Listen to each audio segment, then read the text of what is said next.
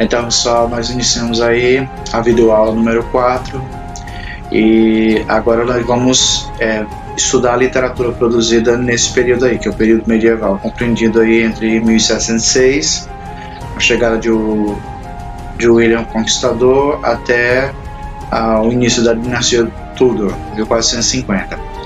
É importante você focar nesse aspecto histórico. Então, o prólogo é a primeira parte de Canterbury Tales. Então vamos aqui apresentar apenas um resumo do que é realmente cada parte e a sequência da narração. Não. Então, ele inicia o prólogo descrevendo, né, a primavera como o lugar, o tempo, né, mais apropriado para os devotos, né, os peregrinos irem, né, ao seu lugar, o lugar de peregrinação.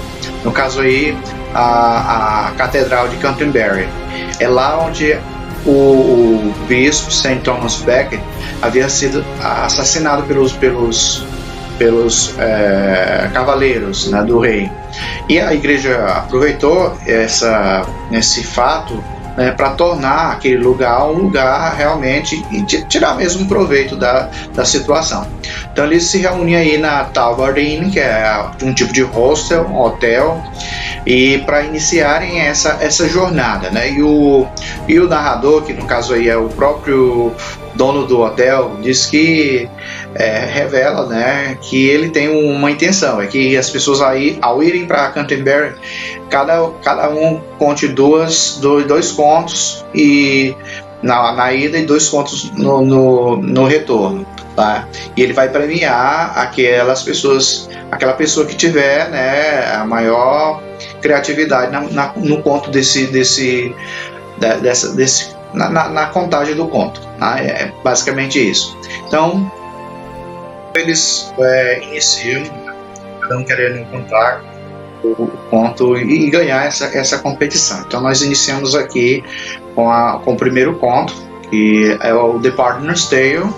Então esse é o conto que ele tem como referência, né, e você vai deduzir aí do contexto histórico, a The Black Death. Não.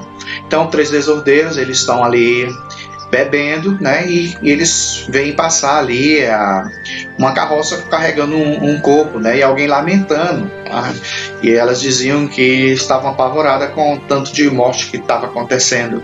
Aí eles ficam ali indignados, né, e ele diz assim: olha, pois nós temos coragem, vamos encontrar e matar a morte.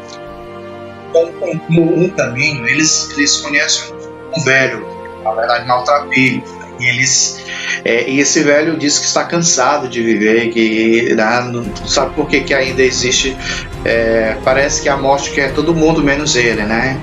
Então, os jovens, ouvindo o nome da morte, ele lá declara, eles perguntam onde eles poderiam encontrar, e ele vai e diz: olha, vocês vão encontrar um carvalho, uma árvore, e lá embaixo dessa árvore vocês vão encontrar a morte. E eles saem então, né, em busca. Só que quando eles chegam no local definido lá, dito pelo velho, eles encontram, na verdade, um grande tesouro, né? Então eles ali vão, esquecem até do que estavam procurando, né? Então eles ali decidem agora o que eles devem fazer, ficam pensando o que eles vão fazer com o tesouro. Eles decidem lançar sorte, e que eles haviam decidido que tinham que levar o tesouro para a cidade, mas não poderiam levar durante o dia. Então eles, olha, não podemos ficar aqui com fome. Então eles sugeriram que o mais jovem fosse até a cidade, comprasse alimento e voltasse, né? E enquanto o mais jovem sai, eles ficam tramando, né? Olha, quando ele voltar, nós vamos, assim, o tesouro dividido entre 3 não é a mesma coisa que ser dividido entre 2. Então, e aí eles tramam em matar o mais jovem. E o mais jovem também, quando está indo na sua viagem, ele também pensa: olha, o tesouro entre 3 não é a mesma coisa que só para mim, né? Só entre uma pessoa. Então tem mais ganho aí. Então ele planeja, compra os alimentos, mas compra também veneno e bota nas garrafas de bebida e trama matar os dois quando no retorno. E assim acontece. Então quando ele retorna, os dois que estavam lá celebram, E aí finge uma luta e ali termina assassinando o mais jovem. E aí vão celebrar e terminam bebendo a bebida, né, que estava com o veneno, estava envenenada. E aí os 3 morrem. Então é esse o conto do Partner's Tale. Não sei se você percebeu aí, mas a alusão aí, a referência à morte, né, como sendo o inimigo aí dos desordeiros, aliás, da sociedade na época, é uma clara referência a Black Death, que foi a peste bubônica, que matou 1/3 da população.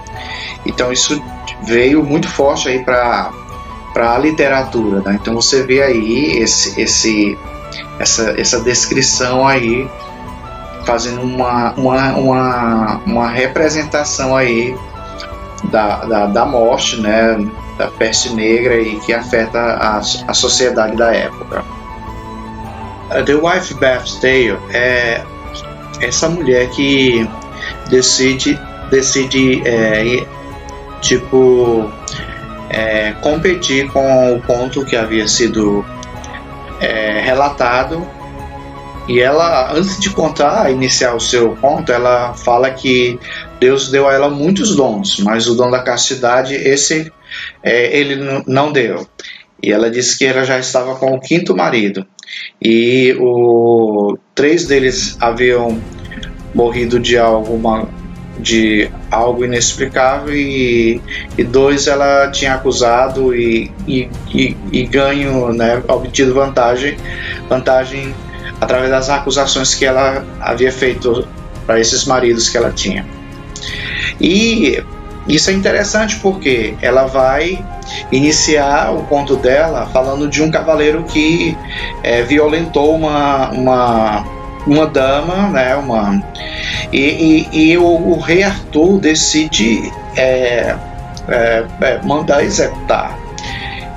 Só que algumas mulheres, né, por incrível que pareça, pediram pela clemência ao rei para que ele poupasse a vida do cavaleiro, desse uma pena alternativa. E o rei olha para as mulheres e diz: olha, eu vou deixar isso para Guinevere, ela decide sobre. E aí Guinevere olha para eles: olha, nós podemos lhe dar poupar a sua vida, né, desde que você nos responda a essa pergunta, né? O que as mulheres mais desejam? Qual é o maior desejo das mulheres? Você tem 1 ano e 1 dia para nos dar a resposta, caso você não tenha agora. Porém, se você nos der a resposta errada, o machado está à espera da sua cabeça. Então é basicamente o que acontece. Então o cavaleiro, né, vai agora, o tempo, por mais que seja um tempo longo, mas não pode não ser suficiente. Ele sai em busca da resposta e ele sai perguntando o que as mulheres mais desejam. Só que as respostas, elas eram desencontradas. Algumas pessoas diziam: elas querem muitas joias, ou outras pessoas diziam: as mulheres querem serem belas para sempre. E assim, as respostas não combinavam. Até que ele tem um momento que ele chega num local e vê uma roda de mulheres dançando, e elas muito belas e bonitas, e ele se aproxima. Só que na hora que ele se aproxima, as mulheres bonitas desaparecem e surge uma senhora muito velha e feia. E ela diz assim: olha, eu sei o que você está querendo, e eu tenho uma resposta para o que você quer. E a resposta, ela é a resposta que você precisa. No entanto, você precisa me prometer que casa comigo, não, que você vai fazer tudo o que eu lhe pedi. E ele disse: pois tudo bem. E aí ela deu a resposta, sussurrou a ele a resposta, e assim, cumprindo os dias, ele volta ao castelo e fala para a rainha que tinha a resposta. Ela diz: você sabe, se você não tiver a resposta não for certa, você vai ser executado. Aí ele disse, né, a resposta: olha, o que as mulheres mais desejam é ter poder sobre os seus maridos. A rainha analisou as duas mulheres lá que estavam ouvindo, porque a cidade tinha se reunido em torno para ouvir a resposta. E ela diz, olha, realmente essa resposta que nós realmente isso nos satisfaz. E aí assim que ele termina, a velha aparece e diz, olha, rainha, eu peço que você ouça o meu pedido. Esse cavaleiro, quem deu a resposta para ele foi eu, e ele me prometeu que ele ia pedir tudo, que ele ia fazer tudo que eu disse a ele. E aí eu quero que ele case comigo. E aí ele olha para ela e diz, olha, isso é difícil, porém ele não tinha outra saída, a não ser, senão ele iria de alguma forma morrer aí, ser executado. E a história, o conto assim continua. Então o casamento acontece, só que ele muito infeliz, e a velha chega para ele e diz, puxa, por que você está tão infeliz? Você poderia estar numa situação pior, né? Você poderia ter sido executado. E ele diz, olha, eu não aceito essa situação, esse meu final aqui não é muito prazeroso, né? Aí ela pergunta para ele, o que você prefere, né? Ser eu velha e fiel, ou eu bonita, mas você sendo infiel? E aí ele, qual será a resposta? Pode ser uma dessas duas que você quiser. Aí ele pensa, ele diz assim, olha, eu deixo você decidir sobre isso. E ela diz assim, olha, porque você deixou eu tomar a decisão, você vai ter as duas coisas, né? Vai ter eu bela e fiel. Então, assim finaliza-se o conto. Esse conto aí, ele é interessante assim, na medida em que ele refletido esses contos bem modernos, como você já deve ter ouvido e visto, por exemplo, a Bela e a Fera, né, da beleza e os valores associados a esses padrões, né, de beleza, feiura, essas coisas todas. Então, esse é um conto interessante, tá bom? Vale a pena você dar uma lida lá no material, na apostila. É importante que você depois tenha acesso aos demais contos. A gente seleciona apenas esses dois para ir para a apostila, porém no material suplementar você pode ter acesso a outros contos, né, que fazem parte dessa obra de Chaucer, tá bom? Boa leitura, porque vale a pena conhecer esses contos, tá bom? Essa obra aqui, que é Sir Gawain and the Green Knight, ela faz parte do ciclo das lendas arturianas. O autor é desconhecido, mas é muito interessante porque ela traz aí esses elementos sobrenaturais. E a obra inicia mais ou menos assim, isso é apenas um resumo para você fazer uma leitura depois do material, né?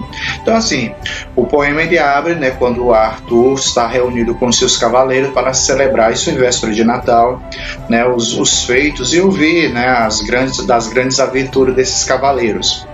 E eles são conhecidos pela bravura, né, pela nobreza e pelo esse valor, né, de generosidade, de ajudar as donzelas em perigo. E de repente uma criatura estranha, né, em forma de cavaleiro, chega, né, todo vestido de verde, cavalo verde, tudo dele era verde, né, com o machado na mão, e ele lança o desafio, né? Ele mais ou menos fala assim, olha, eu ouvi falar que aqui é onde tem os grandes cavaleiros que são conhecidos pela bravura, pela lealdade. Eu queria realmente saber se eles realmente eles são todas essas coisas que nós ouvimos falar, né? E o desafio é esse, né?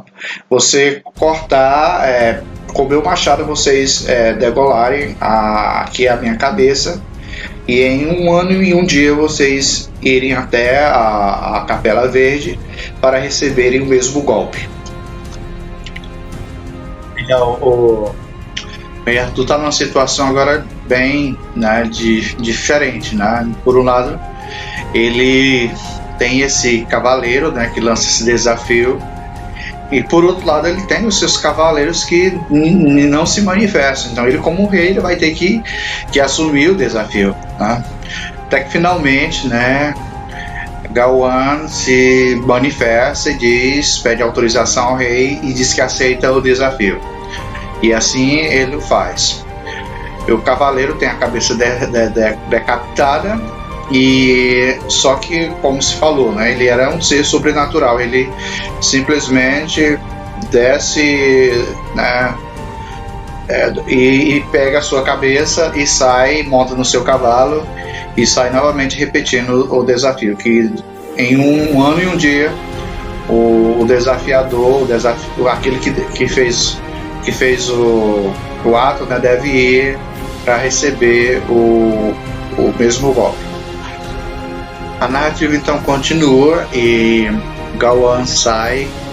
Por um ano ele busca o castelo e finalmente se depara com um castelo misterioso, e ele vai ficar nesse castelo por 3 dias, né? E lá ele é tentado dormir com a esposa do dono do castelo. Como isso acontece? E quando ele chega no castelo e é acolhido, ele diz que procura a Capela Verde. O dono do castelo diz: olha, não precisa, porque a capela fica aqui a 10 metros, então você pode passar esses 3 dias que restam. E ele propõe tipo uma aposta, né? Diz: olha, durante esses 3 dias eu vou à caça e o que eu pegar, o que eu conseguir é seu. E o que você conseguir pelo castelo, você deve a mim. E assim ele faz. E na primeira noite ela tenta ele não cede à tentação. Mas ela dá um beijo nele, né? E ele, quando o dono chega, que oferece a caça a ele também dá um beijo no dono do castelo. Ele acha que ele fica assim, tipo assim, só isso que você, né? E aí, no segundo dia a mesma coisa, e no terceiro dia ele não resiste à tentação. E aí, só que quando o dono do castelo chega, ele apenas dá o beijo. Mas na terceira tentativa, além de dormir com ela, ela dá um lenço para ele, diz: olha, você está à beira da morte, esse lenço vai proteger você. E ele acredita. E quando ele vai devolver o que ele ganhou durante o dia, que é o beijo e o lenço, ele não devolve o lenço, e o lenço fica com ele, né? Então é isso que acontece, que era um tipo de faixa, né? Como você vê aí na descrição, faixa verde. E aí ele sai para a Capela Verde. Então ele chega, né, na Capela Verde e se depara, né, com o Cavaleiro Verde, né, e que é uma figura muito estranha, né, e ali ele se coloca, né, na posição para ter o seu pescoço decapitado, né, mas toda vez que o cavaleiro vai tentar decapitar, ele percebe aquilo dali, que tinha havido da parte do cavaleiro algo de honestidade, mesmo ele não tendo cedido à tentação, né, ele percebe algo de honestidade ali. E quando ele vê o lenço verde, ele realmente não realiza o ato, né?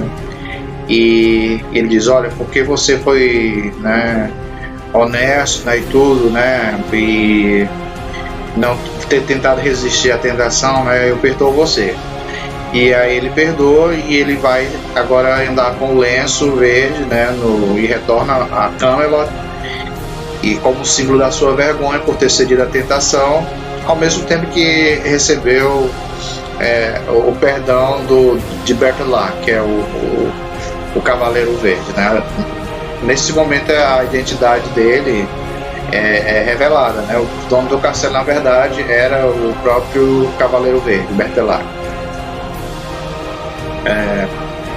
Tem um vídeo, uma videoaula que eu preparei para a gente estar fazendo uma análise mais aqui, porque aqui só é o resumo, né, do que veio a ser, né, a lenda, né, do Cavaleiro Verde. Não, tem uma videoaula que a gente faz um comentário um pouco sobre o que realmente veio a significar, né, o desfecho dessa obra, tá bom? O significado do Gawain, quando ele cede à tentação, né, e também do próprio Cavaleiro Verde, né, que poupa a vida dele, tá bom? Então, se você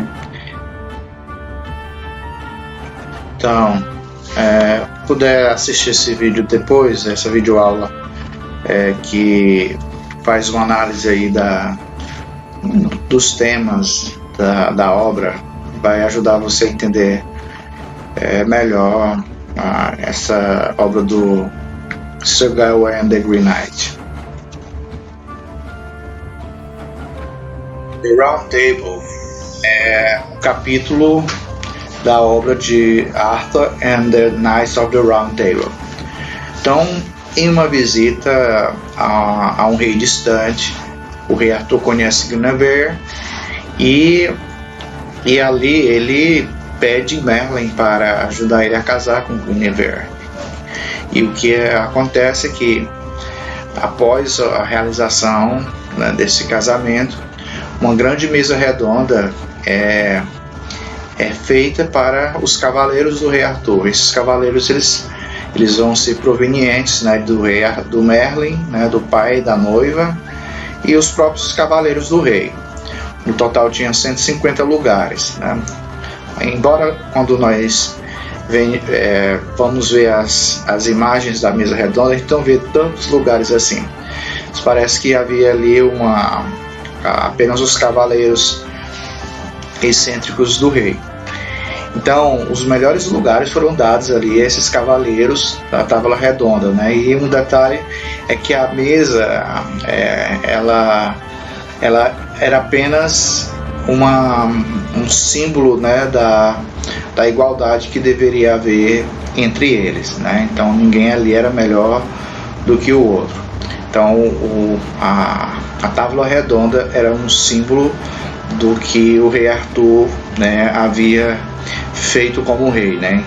Em meio ao caos, ele consegue reunir os melhores cavaleiros que muitas vezes lutavam entre si, e ele consegue, né, trazer paz a Camelot. Então a tábua redonda é um símbolo aí desse significado.